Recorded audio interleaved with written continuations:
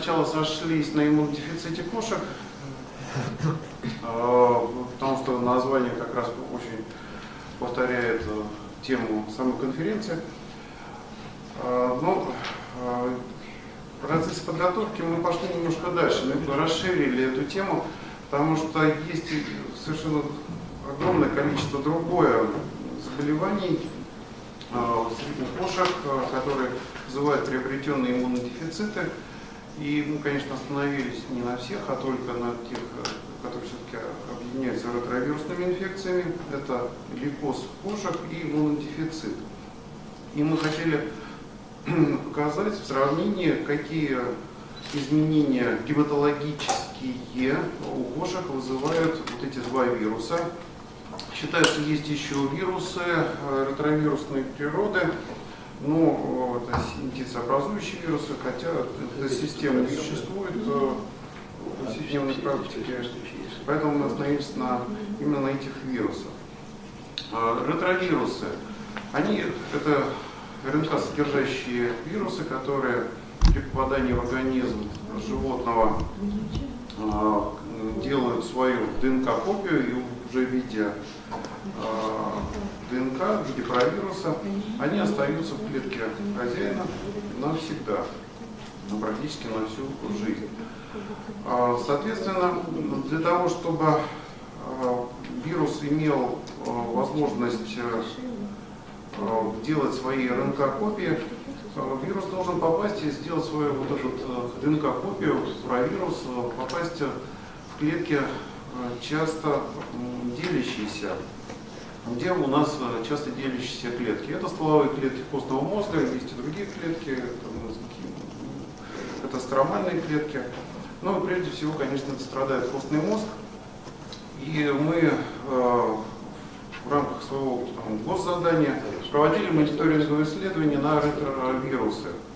Это прекрасная модель как инапарантных инфекций, то есть это заболевание с чрезвычайно длительным латентным периодом. Если вот так рассматривать иммунодефицит, то лично у меня был клинический случай, кот попал на терминальной стадии в клинику, у него была острая почечная недостаточность, диагностировали иммунодефицит вирусный у кошек. Согласно анамнезу, он был изолирован в течение 7 лет от внешнего мира, потому что была драка с другим котом, то есть на улице была драка, он был травмирован, он был заражен, и он был 7 лет изолирован. 7 лет жизни он практически не проявлял клинически никак. Ну, может быть, владельцы не обращали внимания. Однако можно понимать, что 6-7 лет животное никак не проявляло заболевания. Если цикл жизненной кошки 15-18 лет, это практически треть жизненного цикла. Вирус жил внутри и практически ничего не приносил. Мы отбирали животных по методу ПЦР. Здесь был вопрос, каким методом отбирать, потому что то, что Олег Анатольевич рассказывал про иммунохроматографию, мы не взяли, потому что все-таки там нужны большие титры. На иммунодефицит там исследуются на антитела, на лейкоз, на P27, то есть на белок 27 килодальтон. И там животные уже попадают, где уже очень высокие будут титры либо антител, либо вот этого белка. Мы пробовали сначала взять, хотели и использовали ранее твердофазную элайзу, тоже очень похожа по методике. Она немножко чувствительнее, хотя одна фирма, которая всем известна, американская из 4 букв, мы не будем говорить. Раньше у нас была выявляемость 10-12%, последние годы упала до единицы. Да, может быть, изменился принцип отбора проб, может быть, постановка лаборанта. Мы с этой проблемой еще не разобрались, поэтому мы тоже от этого отказались. ПЦР был более стабилен. ПЦР выявляет провирусную ДНК. И при лейкозе, при иммунодефиците кошек на 86 праймерах, которые мы используем, И если учитывая цикл вируса, надо понимать, что этот вирус уже внедрился в кроветворную систему, и уже мы брали для исследования периферическую кровь, то есть уже из костного мозга инфицированные клетки крови циркулируют по организму, их мы уже исследовали для отбора проб. И почему мы еще взяли вот эту тему? Вы знаете, вот, когда читаешь литературу, особенно старую литературу и современную литературу, все пишут и похоже переписывают друг у друга. По лейкозу кошек все пишут лимфосаркома. Практически всегда, когда начинаешь, открываешь книгу, и там статья, там написано 70%, даже 35% больных кошек обнаруживают потом лимфосаркому, и ты понимаешь, что это неправда. Господа, я работаю с этими больными животными, я их часто диагностицирую. Может быть, да, у меня нет возможности каждого потом сделать подскрытие, потому что лимфосаркома, она не всегда наружнее, все-таки, особенно если мы говорим про тимус, может быть, мы не всегда диагностируем, не всегда есть возможность сделать хороший качественный рентген. Но это очень редко. И нам при планировании данного исследования было интересно посмотреть, что на самом деле. То есть на самом деле, какие есть изменения крови вот при ретровирусах, как влияет ретровирус.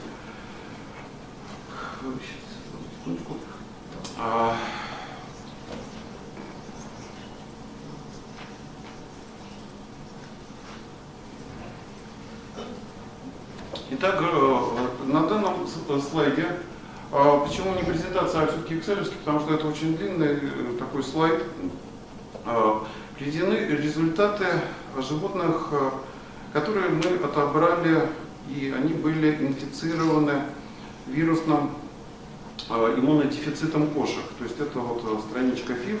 Всего было преследовано за 2016 год 978 животных. Из них положительно прореагировало 77 животных, это значит, ориентировочно почти 8%. Это достаточно большой процент. Надо понимать, что это не во всей популяции животных, это все-таки попадали на исследования животные клинически больные и подозреваемые на заболеваемость. Но учитывая, что клинически больных достаточно много, и надо сказать, что вирус имеет широкое распространение в городской популяции домашних кошек, вот, особенно если учитывать естественное заражение. Итак, какие были изменения? Если посмотрите, здесь достаточно разнообразные данные, то есть идет соя у всех высокая, гемоглобин, эритроциты, гематокрит как может быть занижен, так и завышен, то есть вот синее там, где резко низко, красное это там, где завышено.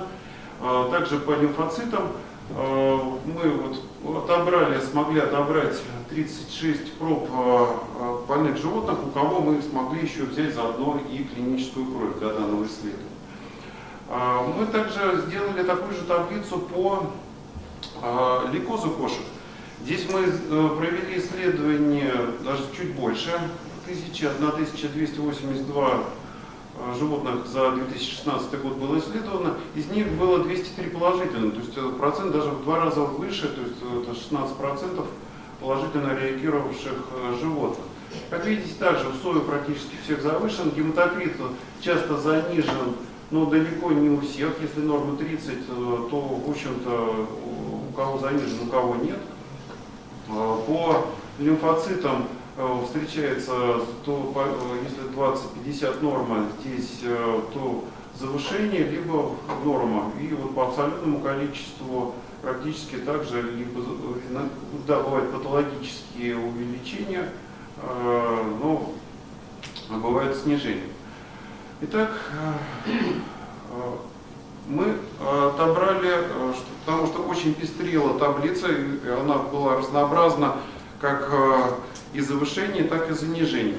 Мы взяли все-таки животных, тех, у кого занижен гематокрит. Мы исходили с обычной логики. Если у животного 5-7 лет латентный период, оно никак себя не проявляет, то давайте отберем тех животных, у кого уже пошли клинические признаки. То есть у кого пошла анемия, у кого гематокрит снизился, снизились эритроциты. Итак, здесь у нас занижено, это у нас, сейчас, секундочку, да, это ФИФ, это иммунодефицит кошек. Как вы видите, да, мы отобрали животных с низким гематокритом, с низкими эритроцитами. Что мы видим? Да, тромбоциты либо ниже нормы, хотя были и нормальные, в среднем умеренно занижены. Лейкоциты в среднем нормальные, даже верхней границы общее количество лейкоцитов при иммунодефиците. Палочкоядерные, ну, в принципе, немножко завышено, сегментно-ядерные в середочке, потому что, да, иммунная система угнетена, и, конечно, нейтрофилы, как ответ на бактериальную инфекцию, часто стимулируются. Лимфоциты абсолютное количество, ну, в пределах нормы, хотя, если по среднему, а так, в общем-то, часто занижен. Такую же таблицу мы сделали по лейкозу.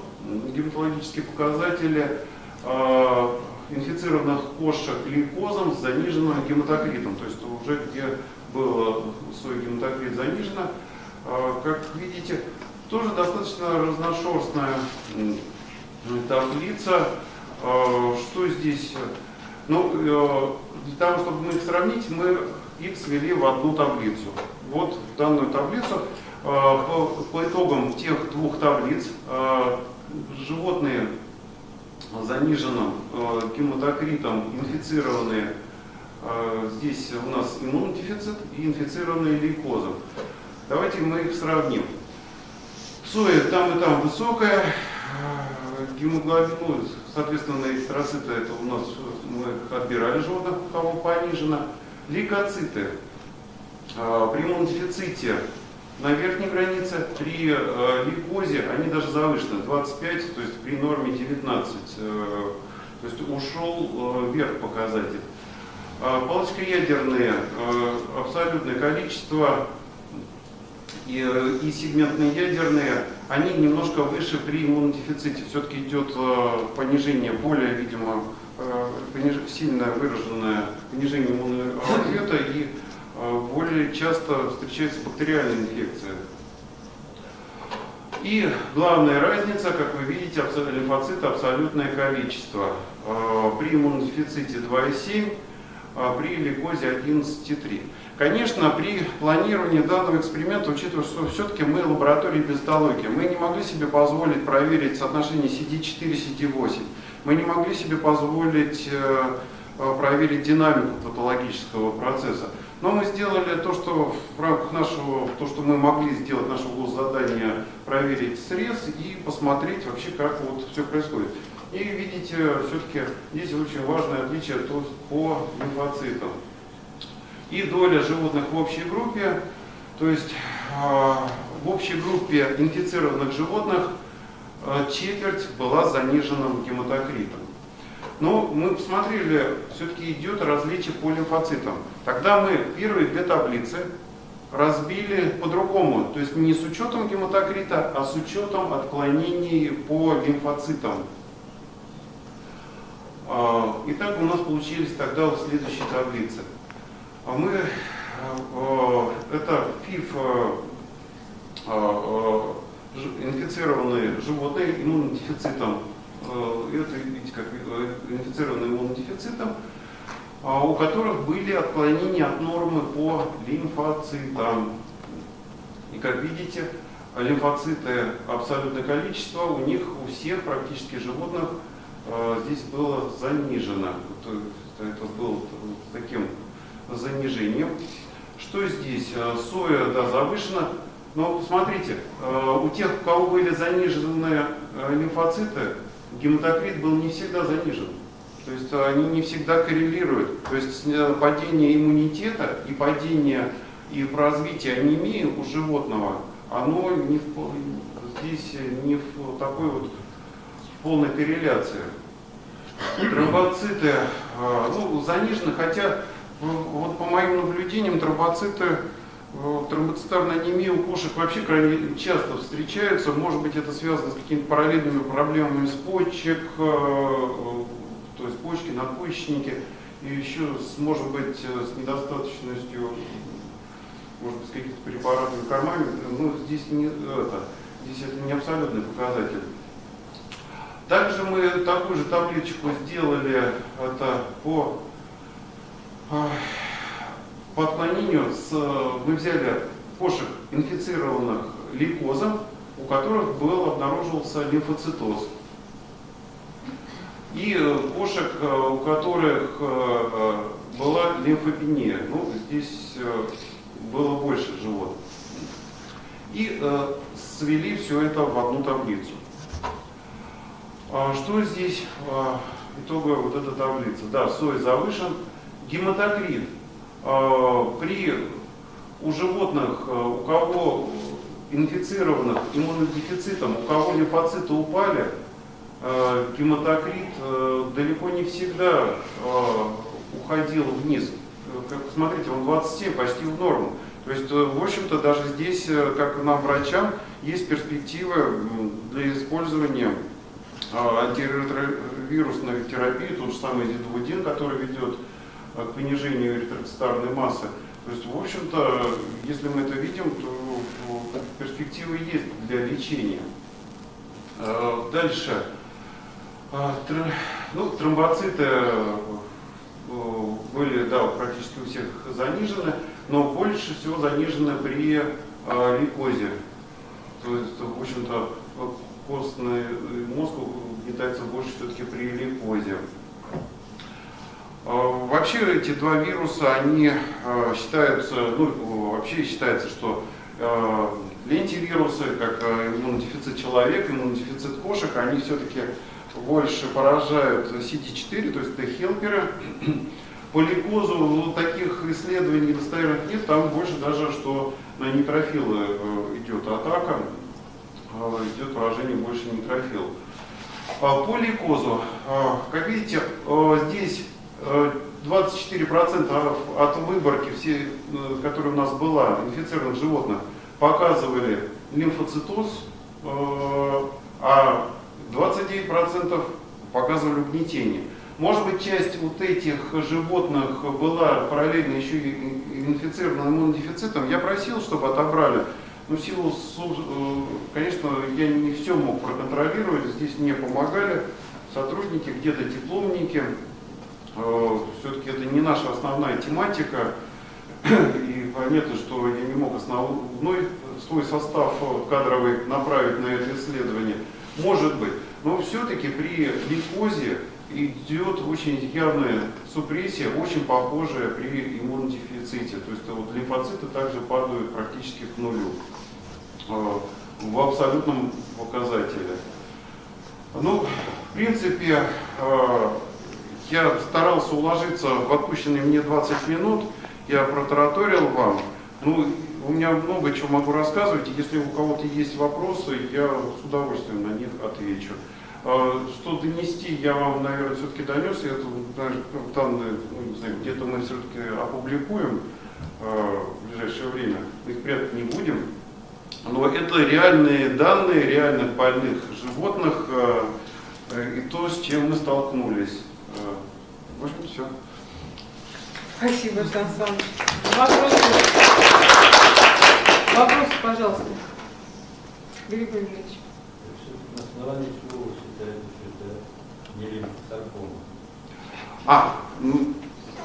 Ну, начнем с того, что каких-то гистологических визуальных подтверждений, что животные, они, как правило, все погибают вот, и при иммунодефиците. Это либо отказывают почки рано или поздно, вторичная, секундарная, либо оппортунистические инфекции, от вторичной инфекции погибают, а не от лимфосаркомы. Крайне редко при лейкозе кошек. Но вскрытие, я говорю, что далеко не всегда. Но когда кошка умирает от почечной недостаточности, ее пропальпировать, во всяком случае, прожейка, ее видно, вот любой более-менее грамотный доктор, ее всегда видно. Крупных увеличений, вот таких явно бросающихся опухолей нет. Может быть, опухоли в лимфоидной ткани, то же самое в области тимуса, там присутствует, может быть. Но мы не вскрываем кошек, практически никто в Москве не вскрывает кошек, погибших, смотреть там на тимус. Не скрывает один вопрос, другой дело. Это не диагностировано, да? Исследователи. Но вы знаете, те исследования, которые там приводятся, обычно там тоже никто не пишет, что они провели столько-то подскрытий животных. И, как правило, здесь идет диагностика прижизненная. Вы практически не найдете исследований, чтобы ввели до гибели животное. И никто его не будет умерщвлять, это животное. Оно еще будет жить несколько лет, и когда оно умрет, никто не знает.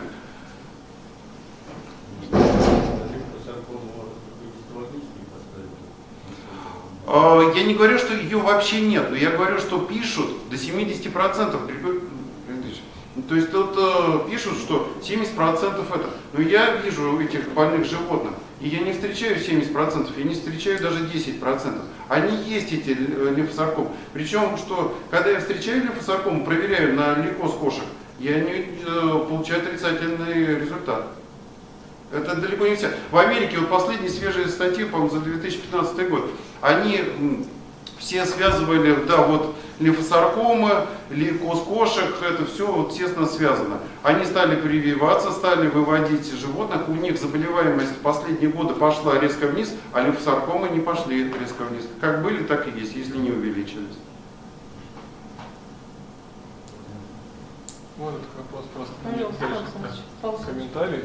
Мы достаточно тесно работаем, я тоже ветеринарный врач, Да, я уже онколог, конкретно специалист. Мы достаточно давно работаем вместе с доктором Митрохиной, и мы занимались иммуногистохимическими исследованиями в достаточно многих случаях, то есть прижизненных вариантов, которые мы наблюдали, то есть эндоскопические функции лимфатических узлов, если возможно, мы, конечно, удаляли. И действительно, что лейкоз и лимфосаркомы никогда прямой корреляции такой не показывают. Спасибо за за прямая работа поддержку. с практикой. А это написано, кто-то из великих первоисследователей написал, а дальше друг у друга все переписывают. Да, то есть они легко не связаны, и если мы смотрим даже то же самое антительное смотрение, иммуногистохимию, которое мы проводили регулярно на все CD8, то есть вы говорите, невозможно провести циклометрические измерения CD8-C4, то сами опухоли можно прокрасить уже маркерами, которые сейчас есть в иммуногистохимии, достаточно дифференцировать очень хорошо. И вот которым дифференцировку есть статистика, то есть прямой корреляции, то есть абсолютно зависит, что если лейкоз или лимфосаркома, этого нет. И от диагноза лимфосаркома уже все равно тоже отходит. А лимфосаркома — это такое достаточно общее название все-таки. Это виды лимфомы, которых мы не умеем типировать, мы их в общей сложности называем лимфосаркомы, лимфолейкозы. Вот. Поэтому здесь все-таки надо понять, что типизация и номенклатура опухолей лимфомов в ветеринарии просто не разработана. Брать ее уже с медицины тоже ни в коем случае нельзя, потому что они по-другому все-таки себя ведут. Это наработка данных, которые... Вот то, что я чаще встречался с лимфосаркомой, это реакция на адъювант, причем у некоторых российских вакцин по бешенству. Ну, опять же, если смотреть, да, ваши проверки и слово саркопения, да, и как диагностировать, ну, саркопения, как видите, как диагноз, там, еще что-то, да. И это заболевание, это совсем не имеет никакого там вообще, ну, отношения к раку, к онкологии, там, все это, да, может быть, это будет связано просто с переходом за счет этого, да. Ну, Как-то дальше. Да, спасибо, спасибо. Ну, в новой таксономии вообще, в принципе, сейчас существует отдельно стоящий вирус саркомы кошек. Это как бы Есть, отдельно я пытался, существующее их целых 3. нозологическое. Вот это те же самые гамма-ретровирусы, они не только вот этот вирус лейкоза, их 3, там вирусы. Но я сколько не пытался найти, мы пытались здесь запустить этот проект, найти праймеры, сами синтезировать, и чтобы проверить вот это параллельно, просто вот пропустить. Но мы не нашли, вот у кого бы найти эти праймеры. Но там во многом считается, что это как бы вирус эндогенный его происхождения, и не всегда он сопровождается лейкемией. Ну это же тот же самый провирус, ретровирус, это же все эти ретротранспозоны произошли от ретровирусов, либо наоборот, то есть это все эти мобильные генетические материалы, которые мы в себе носим, и все эти обломки вирусов, наш генотип там от них состоит, это понятно. Но это тоже можно пытаться искать, но я не нашел, хотел проверить, но мы не нашли, где найти эти праймеры. Главная, наверное, синтезировать. проблема найти именно положительный контроль. Потому что отправляться на секвенирование. Типа, чего мы получим? Ну да, мы поэтому хотели именно найти, может быть, у кого-то есть, потому что есть эти названия этих вирусов, лимфосарком их 3, там вот из того, что по последним с нами, но вообще исследований мало, вообще Здесь я нет. могу немножечко сказать, что это будет достаточно бесполезная работа, можно даже искать вот эти вирусы в моменте, потому что то же самое, если мы вернемся к микологии, просто определенный момент 10 лет считалось, что фузари, там, два типа фузари были это разные, а потом оказалось просто это одно и то же. И здесь мы можем говорить о работах, достаточно надо просто смотреть эти работы, потому что здесь пока именно найти правильно, без коммерциализации. Может быть, да, это раньше как-то чаще, почему-то это все в более старой литературе, вот это все указано, как и синтезообразующий вирус. Раньше это все писалось, 89-90 год, что это чуть ли не 10% кошек носит, а последние ищешь и не находишь практически этот синтезообразующий вирус. Очень интересно вы затронули тему. Просто я хотел бы привести аналогию с вирусом болезни Шпалерина, который был открыт именно, ну, скажем так, тупым секвенсом, НЖС, да, секвенирование нового поколения. Когда именно все вот такие вот случаи, они тупо проходят через секвенс НЖС, и уже возможно что-то находится вот именно, но именно таким способом. То есть, может быть, параметров вы в банке не найдете, но на примере вируса болезни Шпаленберг у крупного рогатого скота, который был открыт вот именно вот так, тупым секвенсом при наличии каких-то не похожих и необъяснимых клинических симптомов у животных, там же как было? Была вспышка неизвестной этиологии, да? Проверили всеми методами, которыми можно было, и не нашли ничего, то есть непонятно почему. И вот тогда запустили механизм НЖС и стали искать того, чего не знаем. Ну, здесь просто не Здесь может быть то же самое. Да, и здесь просто пройти найти финансирование. Потому что Михаил Иванович вряд ли мне разрешит это. Ну, это второй вопрос, но Нужно время пролетиков. мы должны знать, как это можно сделать. Да. Как это можно сделать. НЖС сейчас есть в России, я знаю две команды НЖС. Штука безумно дорогая, конечно. Ну, самое дорогое, это он же очистка от сопутствующего субстрата, потом секвенирование. Секвенирование недорого. Ну, по роботам обходится. Нет, Да, так лично. это Да. для рутинных исследований. Не для рутинных, да. Это вот именно для того, чего мы не знаем. И надо сказать, что вот с помощью этих, опять же, этого дела мы нашли, не публиковали еще, но многие вещи, которые приходят к нам с Запада, скажем так, атипичные пестивирусы, да? Там, сейчас, скажем, нашли вирусы свиней третьего типа. Они ранее были неизвестны, они сейчас неизвестны.